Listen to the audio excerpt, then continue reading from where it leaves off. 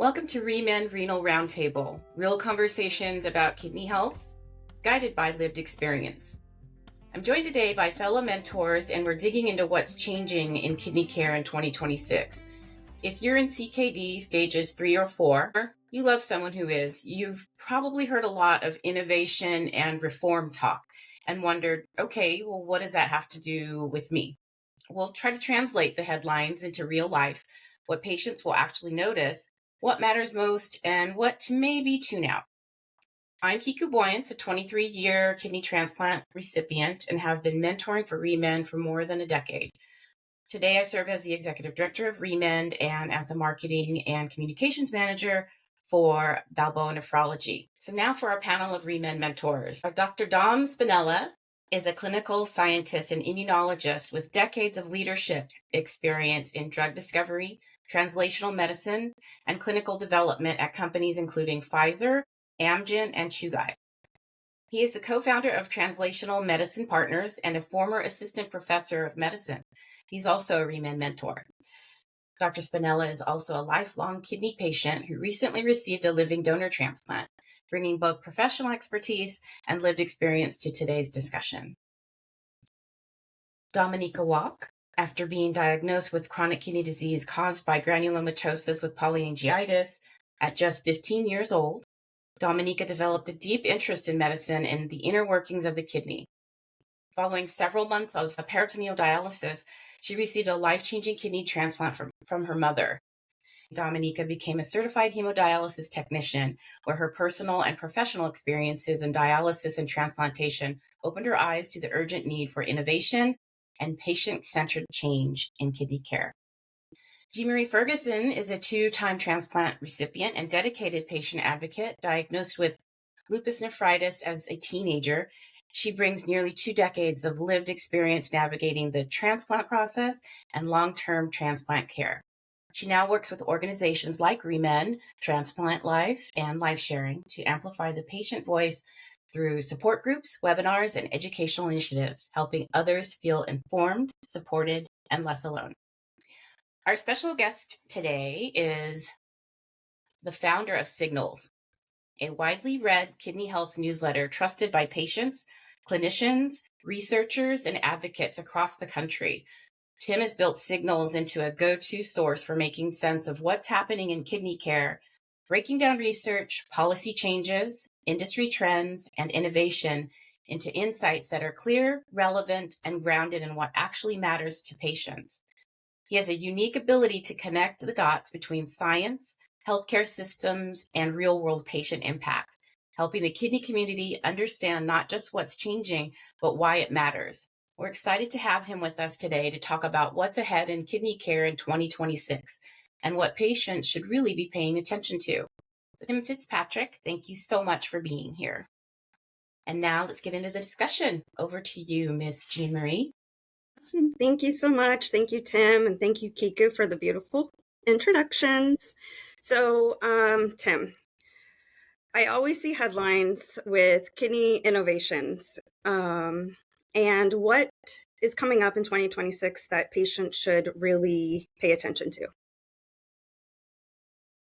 Well, thanks, Jean-Marie. Kiku, wonderful introduction. Appreciate it. Thank you, everybody, for giving me the time to join. This is going to be fun. So, Jean-Marie, to answer your question, quite a few things, right? I think that since I started, and very quickly on background on my side, I started thinking about kidneys about 8 years ago. I had been a surgical patient in the Navy. I got hurt a bunch when I was out here in San Diego. I spent a couple years in the hospital, and that got me interested in healthcare and solving healthcare challenges. And then shortly into my time as a founder, I discovered kidney. And from that time to now, I've seen quite an acceleration, just even in that relatively short period of time. In 2026, I feel like there are really 2 avenues where I see the most movement. And so the first is policy regulatory, which I know that is can be mysterious and somewhat confusing to a lot of people because it is so distant and so far away and relatively complex. So I'll get into a little bit of detail there and happy to chat further. The other area is life sciences treatment landscape. So Dom Dr. Spino, I know that this is your area, so I'd love to hear from you as well on some of these topics. But the things that bubble up are, in particular, care models that think about kidney as central to the equation. And what I mean by that is, within the last couple of years, people, including patient advocacy organizations, including the National Kidney Foundation, the American Heart Association, are thinking about kidney as a pillar within the cardio-kidney metabolic landscape. So there's a realization, broadly speaking, that the kidneys are really important, and our ability to understand when kidney disease is present for patients really should shape how we think about providing care for patients, whether that's in nephrology or around nephrology.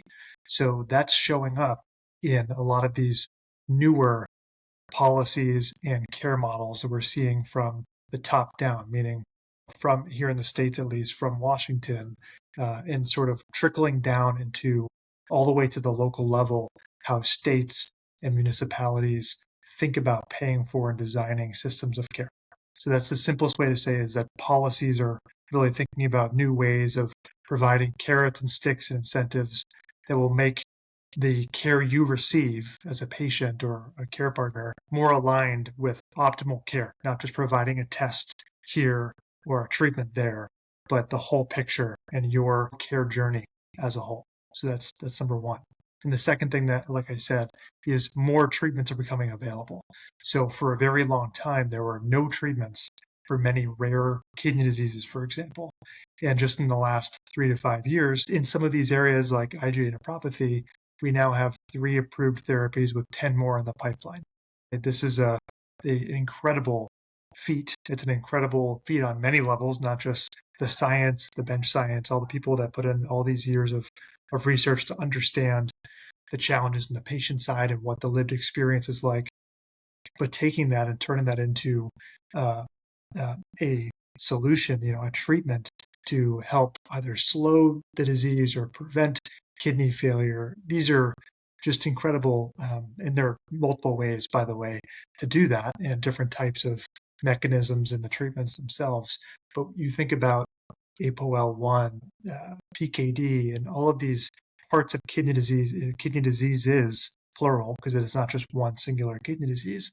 And the thought of having new treatments and combination therapies with GLP-1s, which we can talk about, and SGLT2s, and there are going to be ways for patients that didn't exist 5, 10, 20 years ago to slow down their kidney disease so that they can keep their GFR, the function that they have today, for longer, or shallow the rate of decline of kidney function so they can maintain their kidney health for a lot longer. So hopefully that's a long way of answering to say that those two things, policy and the treatment landscape, are both really, really exciting for the year ahead. Oh, that's awesome. I'm going to ask you one more question, but I do want Dr. Dom to answer next, Yes. talk about a little bit the treatments. But do you hear from clinicians, physicians talking about the landscape changing and adopting these new therapeutics and things that are coming to light? I do. I would caveat that with, so the short answer is yes. There is a lot of interest, broadly speaking, among clinical nephrologists, cardiologists, and primary care doctors I talk to. I would also say that is part of the reason why I started writing signals and having these conversations. And we've been talking for a number of years now. I realized that there were some clinicians who were really eager to learn more and incorporate some of these new things into their practice. And we're asking all these questions about innovation and what's the latest and greatest and what should I know to improve patient care. And my goal is to help reach more of the people who are not yet asking the questions, who don't know where to look, because this information isn't always readily available. It can be quite challenging to find, beyond just practicing medicine and caring for a patient. There's a lot else that goes into the day-to-day. So going out and figuring out what innovation means, whether it's a new device or a new drug or even a new payment model for how to offer more services to your patients, these are each their own type of challenge. So all that is to say, there's definitely interest, but getting the word out and awareness is often half the battle. To me, therapeutics is super exciting because at 16 when I was diagnosed with lupus nephritis, the initial thought was, oh, well, you're just going to die very soon. At the time, lupus nephritis, there wasn't a lot of information out there, and Google didn't really exist back then. And so now just hearing about new therapeutics with slowing down lupus nephritis is super exciting to me, even though I'm way past that now. But having possibly family members diagnosed with what I had or have is interesting to me. And so I wanted to have Dom talk about the therapeutics with you, Tim. Yeah, absolutely. Sure. Well, with chronic kidney disease, like in many other areas of medicine, the real foundational efforts have been in understanding that it's not one disease, it's many. And to understand the pathophysiology of these different kinds of CKD, whether it's diabetic nephropathy, whether it's reflux nephropathy that I had, which is involved with scarring and fibrosis, whether it's lupus nephritis, which is autoimmune, IgA nephropathy, all of these various kinds of CKD, now that we are beginning to really understand deeply the mechanisms, we can find pharmacologic ways to intervene. And the goal, of course, is to preserve that kidney function for as long as possible. And as Tim alluded to, the big game now in recent years, the big changes are these SGL.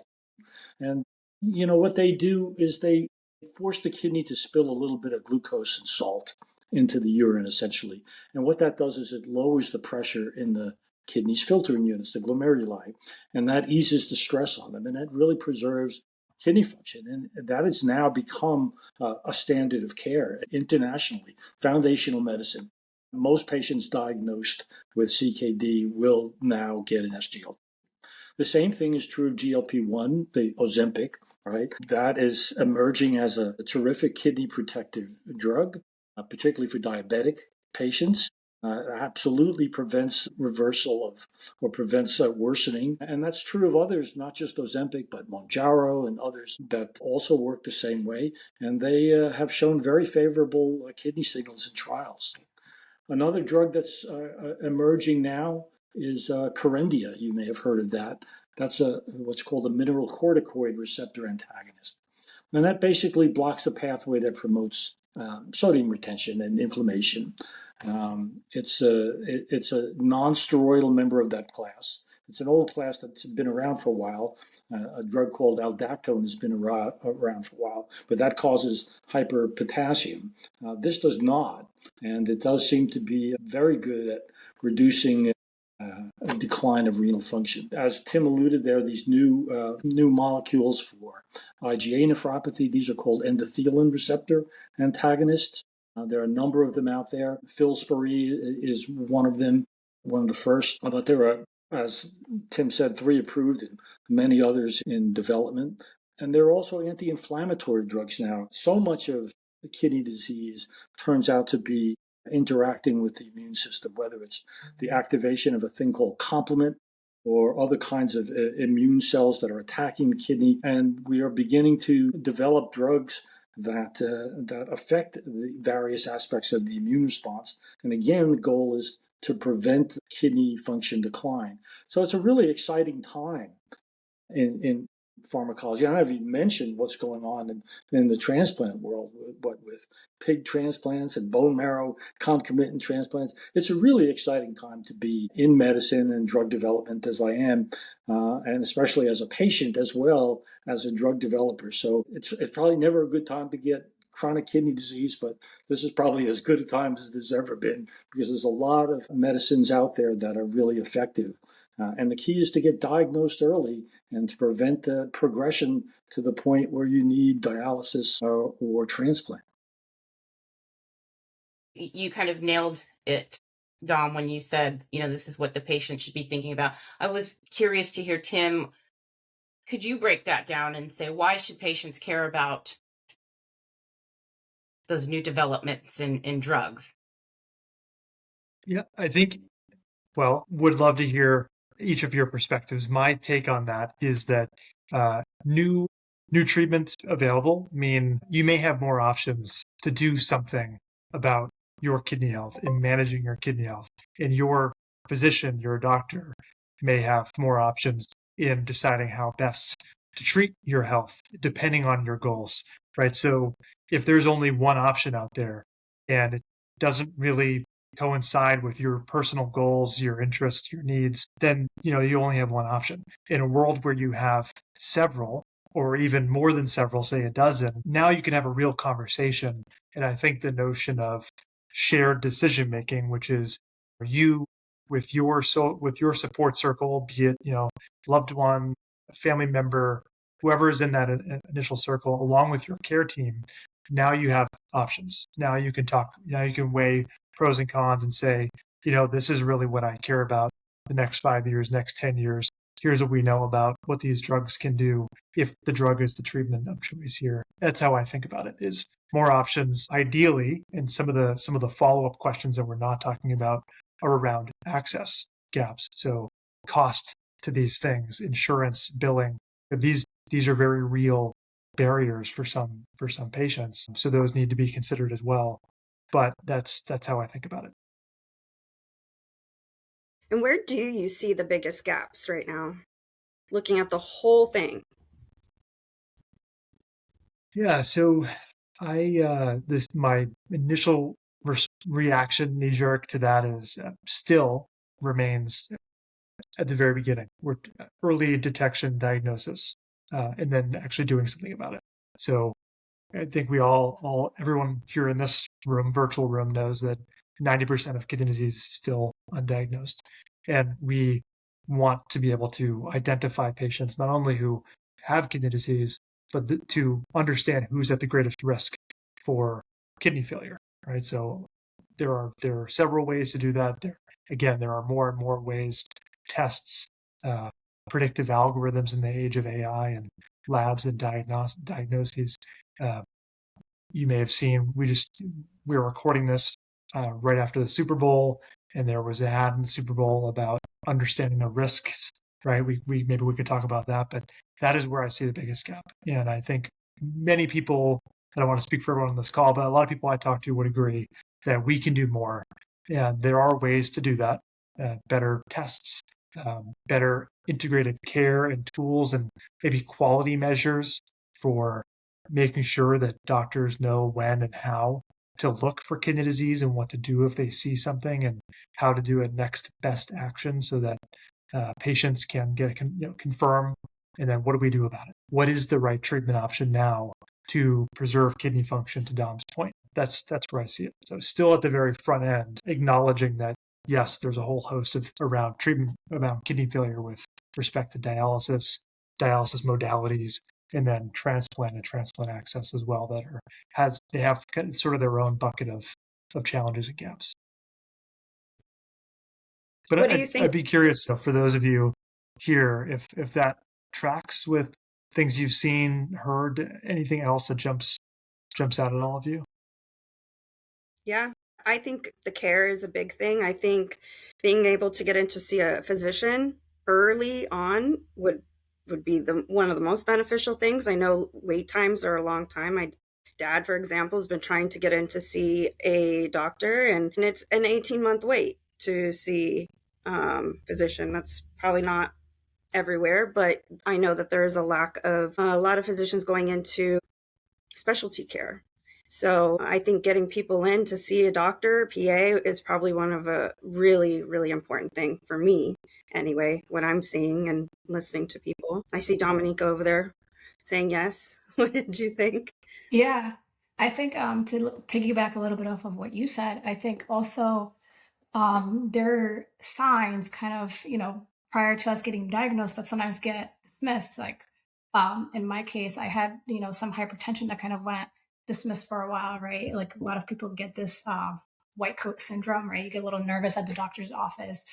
So there are things that happen that either we as patients kind of ignore for a while, right? I would even say, like, I had some swelling in my ankles, but I was an athlete. I was constantly playing soccer. I constantly had people sliding into my ankles. So it was something that I dismissed. And you're a young person, and even if you're older than I was, but you're going to work, you're supporting your family, you're doing your everyday things, you don't think that you're sick, right? And so, sometimes your blood pressure creeping up, or like you having a little bit of swelling somewhere, or even fatigue, right? Fatigue is a big one for people with autoimmune diseases, and it could be representative of many different things. But I think things like that get dismissed a lot, and so having an idea that these are the things that can mean I have kidney disease, or these are the things that can mean I have another chronic illness, and just understanding that you can go to your doctor and say, hey, my physical's coming up, and how about, I get my kidney function checked, right? Or you look more into your family history to see if anybody else had, issues with their kidneys, cardiac issues, all that kind of stuff. Yeah, that's all great points. The interesting thing about kidneys is humans are born with about 4 times more function than they need. And you have to have a fair degree of decline before you ever get symptoms. And that's a blessing and a curse, right? It's a curse because so many people are walking around with kidney disease and simply not knowing it. And I think the biggest thing we can do is to educate people on the signs of early kidney disease and get people into some of these new treatments that can arrest that decline and keep them going maybe for the rest of their lives, right? That's the real gap in my eyes is early diagnosis, sufficiently early to intervene and arrest that progression. Yeah, totally. Tim, you also brought up education. I think that's the biggest gap right now. And that's one of my goals, is to continue to educate patients, but the general public. I want people to think that, when they're going to see their PCP for their annual physical, that, hey, how are my kidneys doing? I just feel like that is something that was missed for me growing up. I was diagnosed with a rare disease, actually, that Dominica also has, which is pretty wild. But yeah, it's definitely education. And that's part of my goal in ReMend, is to, to spread the word about kidney care. And so what a important. big miss. What a big miss at the Super Bowl. One thing I just wanted to say, one of the coaches, remember they announced that his father had just had a kidney transplant, and that was pretty much all they said about it. Like, he's able to watch the game and support his kid. And then they didn't have anything about and living donation, because he received his kidney from somebody from his church. So such a big missed opportunity. And that's what I'm talking about, that there just could have been a little thing on there about how, living donation, that's what this is. Just click to this website or something. But anyway, maybe one day we'll get there. I'm hoping we get there.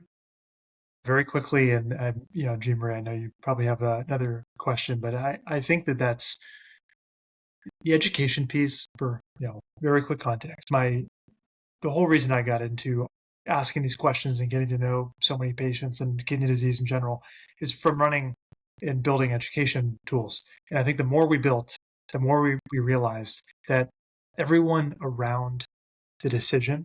So let's say the decision was home modalities, PD, peritoneal dialysis. Well, it turns out that it is not just the patient who might be deciding that they are interested and want to pursue learning more about home dialysis. It's also care partner, if they have a care partner at home. It's the family. And then it's the doctor who may not have actually learned about PD coming out of fellowship. Everyone involved all the way down and across where you can imagine that patient has interacted with the healthcare system and the care team. Any lack of awareness around a thing, an available option, is a barrier. And for that reason, I feel like we need to spend as much time as possible educating in every possible way, right? One message will not get through to everyone. Even a commercial that is seen by 140 million people in a single afternoon for 30 seconds, hopefully it got through to people, but we know it not nearly enough. So just as many opportunities as we can. And that's why I think ReMend is fantastic. That is just so needed, because so many patients and doctors, physicians I've talked to have said it takes about a year to get through when we talk about things like dialysis, when we talk about things like transplant. It just takes time. These messages are complex. They require figuring out, how does this fit into my day-to-day? What changes am I going to have to make? And for that reason, these are not simple decisions. These are really weighty, difficult things to work through. So I guess a little bit of patience is also in order, always, too. Oh man, we're good at that though. Being patients, we have lots of patience. That was a good one, right? Um, yes. Let's see. What else I was going to ask you? What gives you the most optimism when looking at what's coming up in 2026? This one might surprise you. Okay. It's a little, I feel like for the last few years, I've been to a lot of meetings and conferences, and everyone has always said, kidney is overlooked. No one pays attention. It's not sexy. It's not neuro. It's not heart. And I feel like in the last 6 months to a year, suddenly people are paying attention. Like there's companies talking about kidneys on national television. There's other organ groups calling kidney the villain, realizing that kidney is impacting their organ systems. And we're renting space in people's minds. I feel like there's a time and it's coming, and we're something like really simple that I was talking to a researcher in the drug development space who said it really simply. This is probably way oversimplified, but he said, hey, all these people developing heart drugs and drugs for perfusion and immunology and, fibrosis, to Dom's point, like it's only a matter of time before they realize that kidneys process those drugs. And if you want the drugs to work, you're going to have to figure out how to help the kidneys maintain their health. And I feel like that's a really simple way of saying, if you're going to think about the body, you probably should put the kidney in your calculus.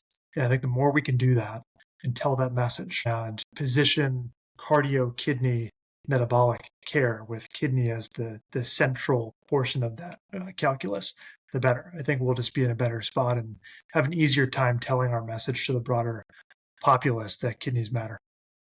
Yeah, I think so.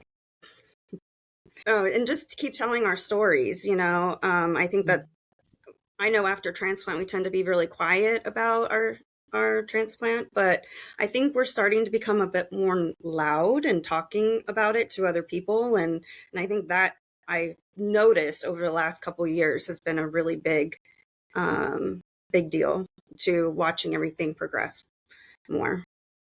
Kiku, sorry. Absolutely. No, I just think that was such a wonderful point. I mean, I was surprised that so many people don't think about that all these new drugs coming out and the effects they have. We're not thinking that,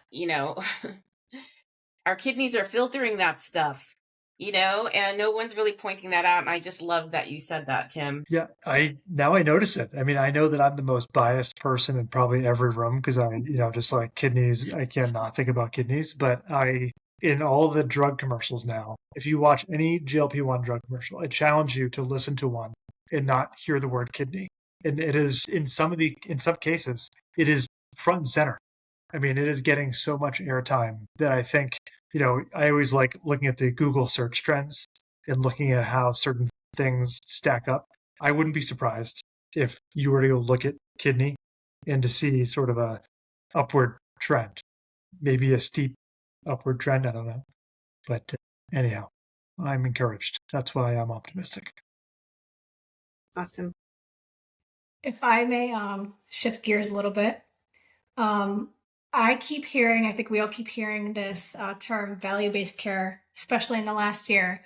And so I wanted to ask you in like most simple terms, what is value-based care and why is it here all of a sudden? Yeah, I appreciate it, Dominica. It is definitely a common question because it seems like it's everywhere. And I agree that especially in kidney care and nephrology, in simplest terms, value-based care it describes a shift. It's supposed to represent a shift from fee-for-service, which is paid for quantity of services, to paying for quality, like paying for outcomes. So if you think about the way medicine was built, it was, you provide a service, a test, a drug, you charge per service rendered. That's fee for service. In this world, and what we've seen really in nephrology more than most other specialties, it's probably the most mature. It's been around for a couple of decades, believe it or not.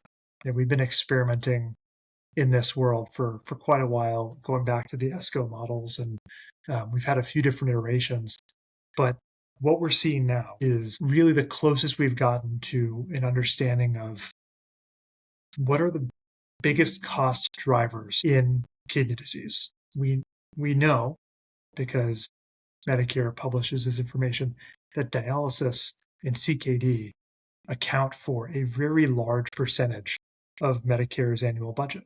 It's about a quarter of all Medicare spend. $1 in $4 goes to kidneys.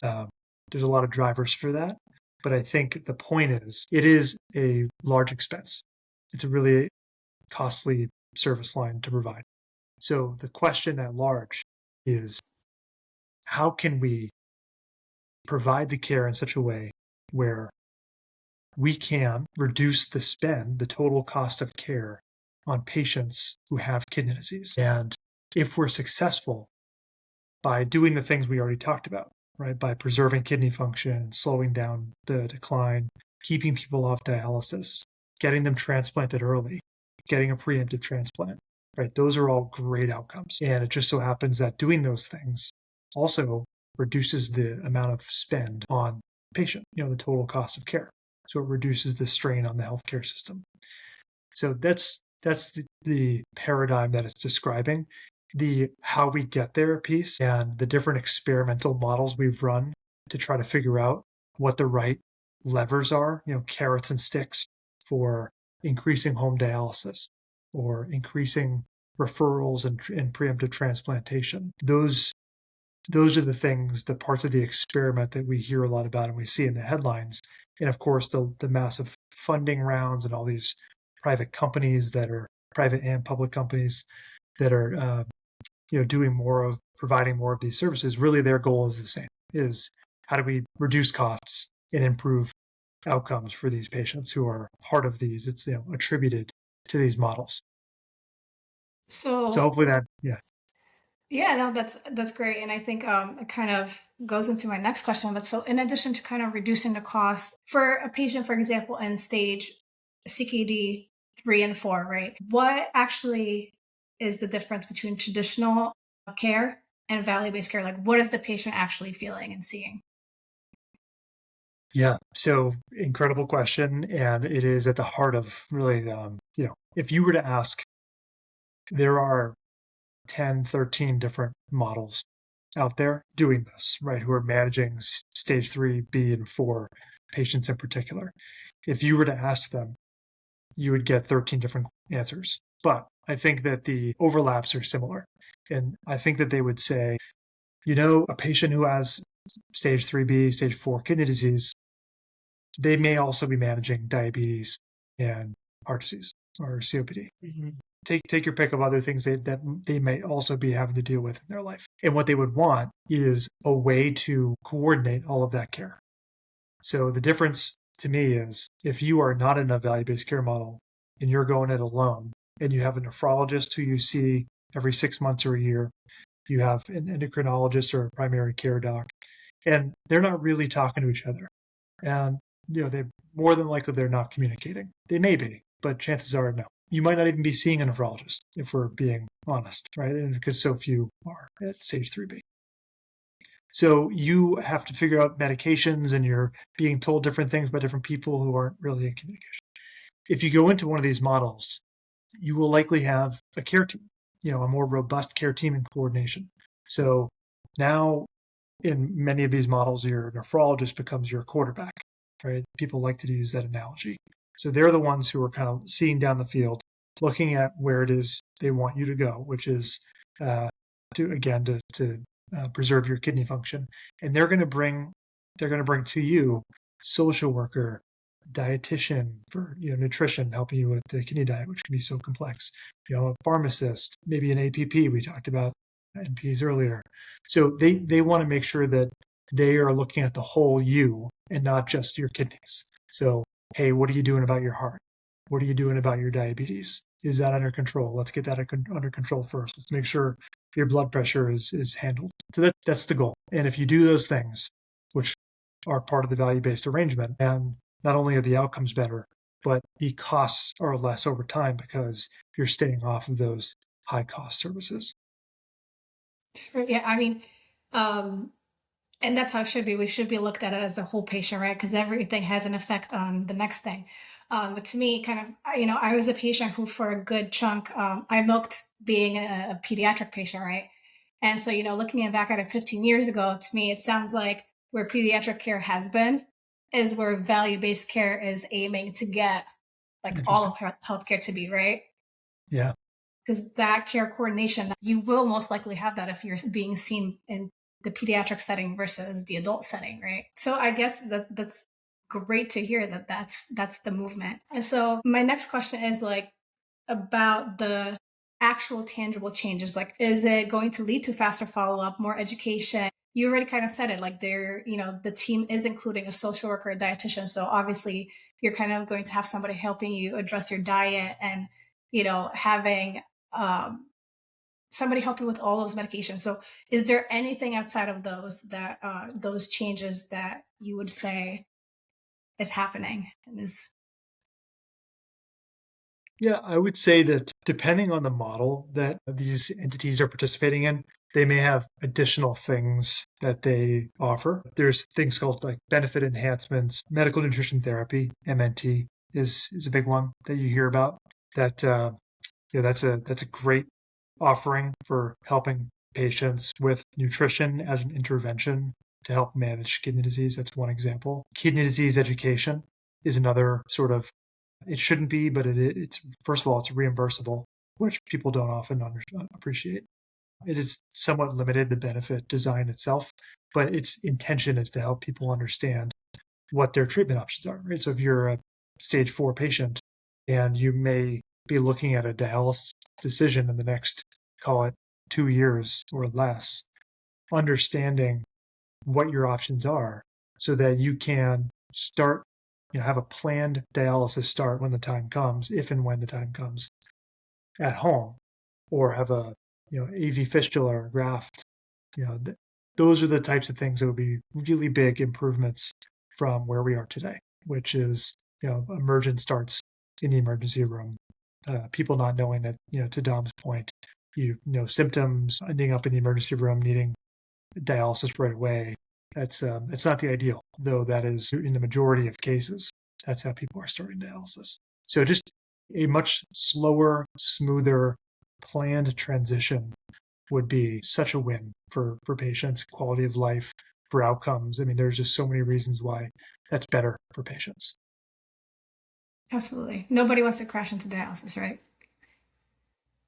Right. So why is it that some patients have access to these programs and other patients don't? Yeah, that is a really important question. And I'll just tell you based on my understanding is not all practices provide or are in value-based arrangements, first of all. So these are in many cases voluntary programs, certainly from the federal side. Um, and insurance really drives a lot of this. So who provides your health insurance is really who ultimately pays the bills for even the value-based care provider. So those who are packaging the services that I described, who then go around to your doctor's offices and practices and partner together to offer these services. That's ultimately what dictates which services are offered and how. So, like so many things in the current discussion around health insurance, that really is what dictates what you have access to. But I would say, your provider, your physician, doctor will know. They know what they can offer. So if you're a patient listening to this, watching this, and you have a question about, hey, do I qualify for this type of thing, or what's even available out there? I would ask. I mean, that's something that they should know, and they are the right person to educate, to let you know what's available and what's out there and what can be done. Because I think, as much as possible, I'd love to see any patient who needs these services have access to them. And I know that they've been around for quite a while. So there are, by my last estimate, 1.6, 1.7 million patients with kidney disease who are in these models. So that tells me that a large percentage of practices are offering these programs. So I would just ask for specifics from your specific practice. How much has that gone up in the last, maybe you said it, I missed it, but what's the difference between from 2 years ago and value-based care and now? Like, is there a big increase in that? I would say there's a pretty significant increase. Yes. I would say when we looked at this, so part of On Signals, we write it a bit about the market and just where value-based care is and how it's growing. And in our last report about a year and a half ago, I want to say we estimated around 20% of patients, so just shy of 1 million patients were, this is diagnosed patients with kidney disease, so not the total number of people with kidney disease. We're in these models, and now it's closer to a third is our estimate. So it's grown considerably, and we expect that to continue. It is good news. Yeah, hopefully we want these to be sustainable. This is it's a really interesting thing because it is at the whims of it's a private market, and we want to make sure that these are sustainable. And so there's the element of these are companies that are small, relatively speaking, to most risk managers, large payers.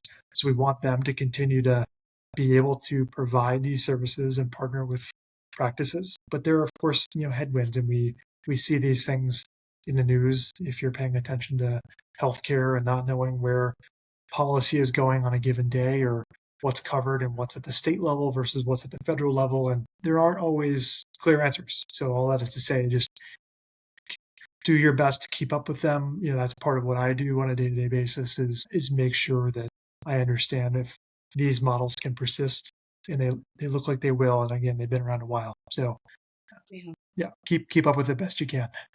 Where is the best place people can kind of follow policy? I know as me, like I see things here and there and from Signals. And I think Dr. Dom had some good questions related to policy. Like, where can we go to really follow along with the kidney care stuff? Yeah, I look at the patient advocacy foundations. They each have their own public policy arms. The National Kidney Foundation does great work, and I tend to look at their work. They'll put out an article where they'll have the latest news. If there's ever something big happening, like this past week, there was a Living Donor Act passed, the HOLD Act that was signed last week, or signed into law. They'll have a note on that. And so that's just, I kind of have a feed.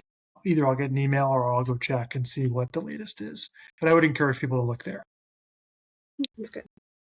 So can you say a little bit about what policies changes are happening now? What needs to happen now at the policy level, either at the federal level, at the CMS level, for example, or at the FDA or other government organizations that might impact the kidney community? Yeah, sure. Yeah, Dom, and I'd love your take as well, obviously, given your background. My first pass at this is, I think it's a great start. I started this conversation saying I was excited about policy as one area where things are moving. And I think that the new models, the access model with the tempo, that really those two words together in this case means there's a new outcomes-based payment model, voluntary, that is going to start midway through this year in July, that runs for 10 years. And the goal is to let technology help manage complex cardio kidney metabolic patients.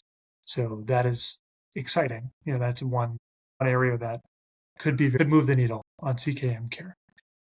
With that, there's another new payment model called LEAD, which is the next iteration of the Accountable Care Organization, or ACO. So I would just put those in the paying for healthcare policy bucket at the highest level. Some other areas that I think are important. So living donor protections has been on the docket for years. This bill, as I understand it, was multiple bills, was separated, was passed and signed into law last week. And that is important because it's expanding access to living donor protections. And that has been such a barrier for folks who might consider being living donors. So that's good news. It's been long wanted. And I think the more we see policies and legislation written that way, the better. We know that's a massive opportunity to grow transplantation that really has never grown over 7,000 in a given year for the last 20 years. It's been around 6,000 per year for the last 20 years. So people would love to see that, and we hopefully this contributes to that. I think also, and one other area I'd highlight in the transplant world is immunosuppression.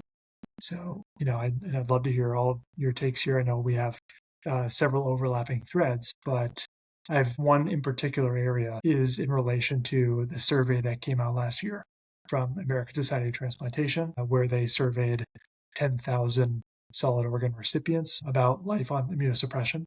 This is something I wrote about because it was just so profound to see how many recipients face daily impacts, side effects from immunosuppression. And that's an area where we just haven't seen innovation. We haven't seen new drugs in well over a decade since belatacept, right?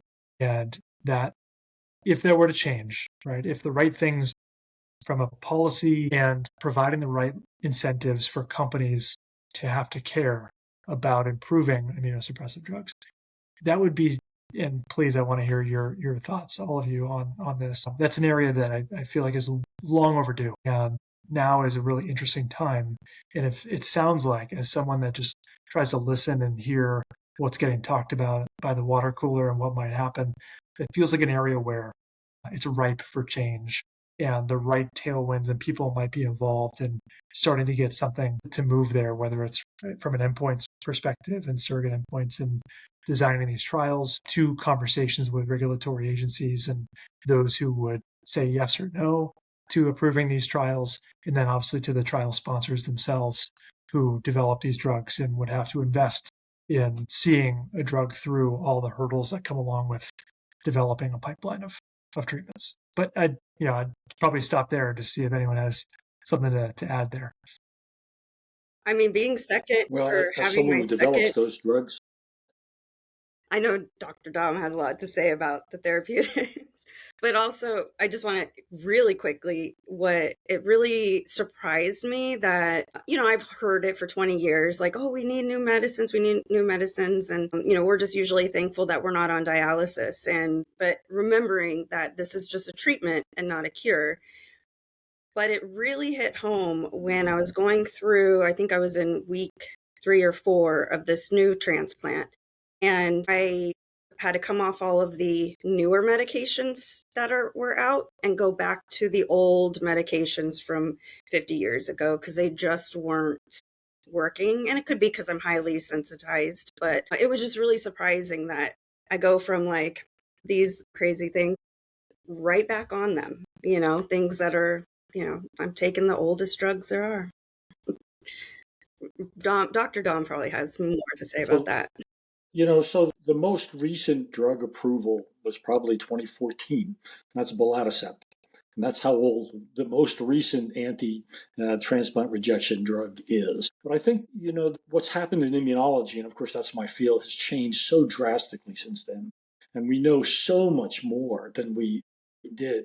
And I can promise you, I've got clients who are developing new calcineurin inhibitors that have less of the shakes that one gets from these kind of drugs. But the real holy grail is induction of tolerance.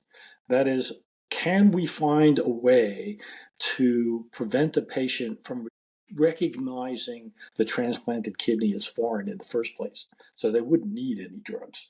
Right? That's what these simultaneous bone marrow kidney transplants are doing. Right now, they are just between very closely related donors like twins. But I think the technology involved there is going to come along to the point where, in my opinion, the real holy grail here and the real frontier is induction of tolerance rather than suppressing a person's immune response and putting them at risk of diseases, infectious diseases and cancers and so forth. That's really not where we want to go. Yeah, well said. I want to say something about this. Please do.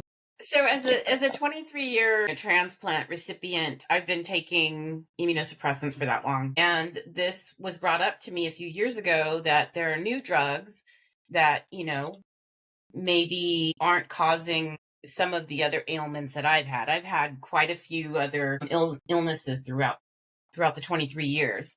And I'm not sure if it's because of the immunosuppressant drugs that I take, but that was an option for me to start taking a new medication. And to be honest with you, I was nervous about doing that. I felt like, well, my kidneys are great. I have great GFR. The functioning is, in the 90s, and I'm just scared to do that. And I feel like maybe a lot of patients might feel that way too. Like if you're taking something 10, 12, 20 years, if it ain't broke, don't fix it kind of thing. I mean, what do you guys think about that? Dominica, you've been transplanted for how many years now? Almost 9 and like 10 days. We've recently, Tim, you featured her article about being too grateful to complain and signals. And I think that she touched on a very important point, that there is patients who, of course, are nervous to start anything, right? We don't want to change when something's working. But we haven't been that great at speaking up. We're getting better, right? Things are starting to turn. People are starting to mention these things, but we, as patients, we go from, being attached to a dialysis machine. And so then it's hard to complain about something like a hand tremor, right? I received a kidney for my mom, so I see her all the time, and she gave up her organ and all that. And, the day that she did it, like, I had all of this energy. She was a little bit tired, right? And so it's like, how do you complain about these small things when you were just given a Hail Mary, right? I was like excited that I get to go back to college and all of these kind of things. And so, even in my appointments, I don't want to take more time than I'm already there for, talking about trying to figure out how do I resolve headaches, or the fact that like my handwriting is terrible now and everybody's like asking me why my hand shakes. And so there's now a shift, right? And patients are starting to talk about it. But on the other hand, Tim, what you brought up, it's, in a way, people have been talking about it, but not everybody's listening, or they're listening and then they don't know what to do with it, right? Because in that survey that you spoke about, it was 10,000 patients that got surveyed, right? And not many doctors have even read it. So what is this? What is going on? Why isn't this something that is being listened to? And is it on us that we have to be louder about bringing these concerns to doctors, or really where are we going from there? Yeah, Dominique, I think that's such a good point. I would just say that, like, to your last question on, are doctors even seeing it? I think the other audience that some people understand really matters, but I'm noticing it more and more every time a new piece goes out. Policymakers need to see this stuff. And just given where things are and the opportunity for policy, and perhaps Dom can speak to this, for regulatory agencies to be able to say, we get it. And some of the workshops that I've been in, I was in one last spring through the Kidney Health Initiative on pediatric clinical trials in transplantation. And in the room, you have agencies, regulatory agencies, you have industry, you have patient groups, advocacy organizations, registries, and it's hours and hours of how do we solve this specific point. And that to me is kind of the inspiration that I try to follow. Is sometimes it's just getting the right people in the room, which, as frustrating and simple as that sounds, like what this should have been done forever ago, it just isn't. I just wonder if the more we do this sort of thing, bring a few minds together to share experiences, that stuff really lands. So I think my attempt at answering that question of yours is, I think it's happening slowly, but it's much more about making sure that the right message gets to the right person who can do something about it. And it's not necessarily that we wish every nephrologist knew what's going on with immunosuppression. I think a much more possible future is we change the highway, the map, and then we make everyone's lives easier, but we have to kind of see a few steps ahead and see how the whole thing operates in order to do that. So I'm hopeful for that reason. I've seen it work in the pediatric side, and I've seen it work in some of the rare disease work, and getting the whole IgAN pipeline was an incredible There's some organizations doing really powerful work on rare diseases that I think are following this playbook, and for that reason, I'm hopeful. What can Yeah, I agree patients with you, do, Tim. like just a normal patient do, to get it going? In Jean Marie, when you say get it going, how so? Speaking louder, getting our voices heard. Is it social media posts? Is it writing to our Congress? Is it word of mouth? Speaking to surveys, sharing signals? Like, what would just a great thing that an average patient can do? Because not all of us can go and spend days and days on advocating for things as just an average patient. Yeah, I would say that all of those things are wonderful. This group in particular knows, has done a lot of the things you described, Jean Marie, yours included. I would say that if you can ask your care provider, your care team questions, if you can, in your time while you're figuring out the best way to manage your health. I personally, again, have personally not been through this with kidney disease. Mine were back and shoulder surgeries and wound care and all kinds of other stuff. But I think about when I was just trying to figure out which way was up, and I would go learn as much as I could about the thing that was going on, and then come with a ton of questions. And I felt like I've seen this play out in nephrology too.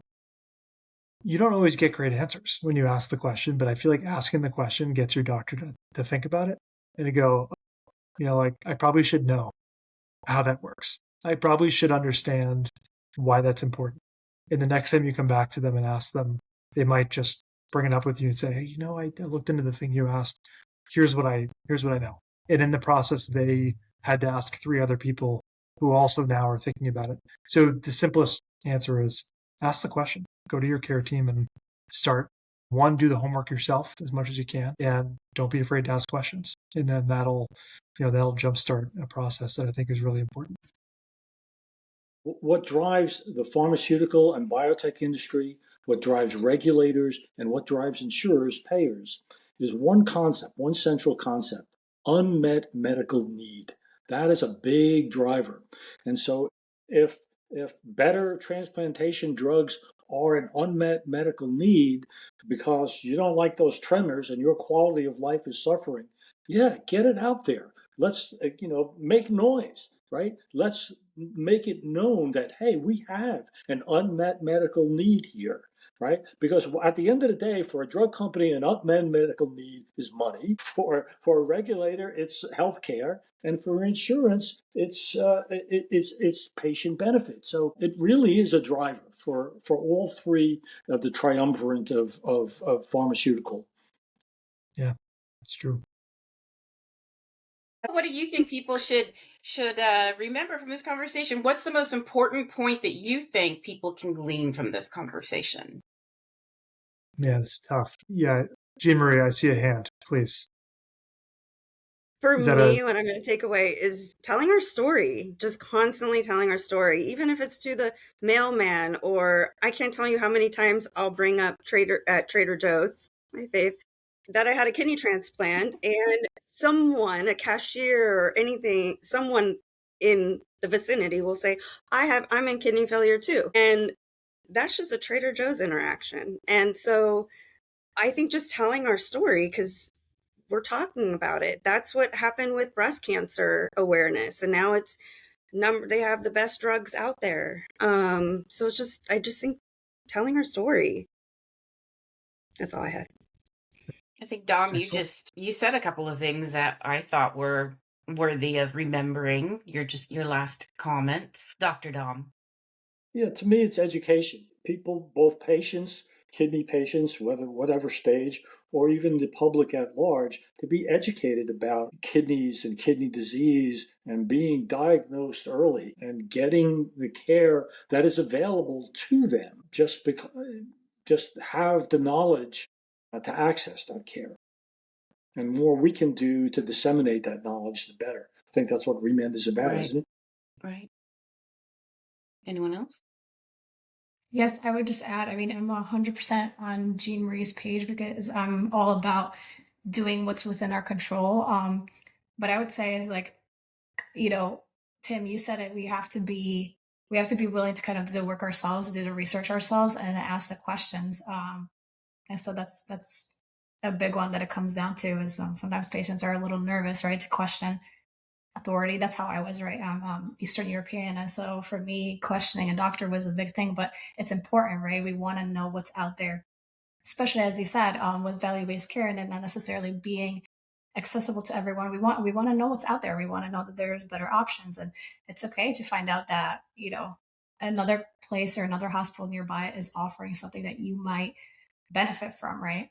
And so we need to be fully informed because we're also the ones making our decisions, right? Not just the doctors in terms of treatment. Yeah, when you have kidney disease, it's a completely different mindset. You have to do a mindset shift when you are diagnosed with kidney disease, and you're feeling overwhelmed, like you're the only person that this has ever gone through this alone. And I feel like you need to know that you're not alone, that you can get through this. There are just so many things that you have to research for yourself, talk to your physician about. And one thing I would say to do, like at your next appointment, is make sure you're getting your questions answered from your physician.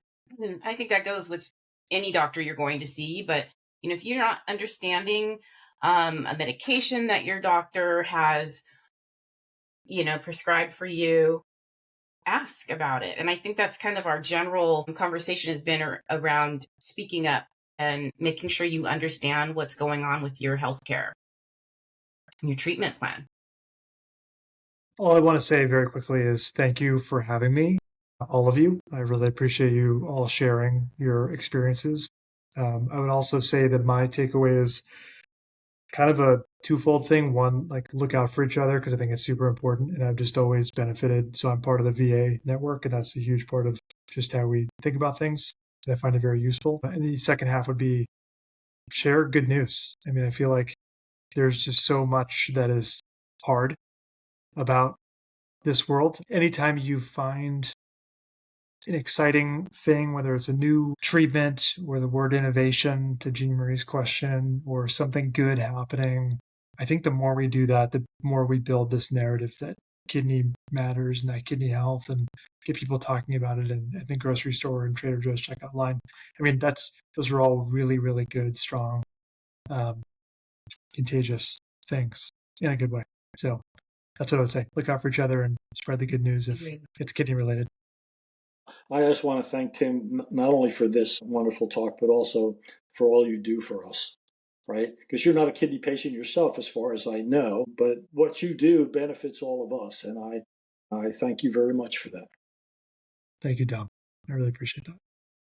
If anyone that's watching wants mentor support or wants to submit a question for a future roundtable, please use the Stay in the Loop button on ReMend.org. That's under our Connect with Us.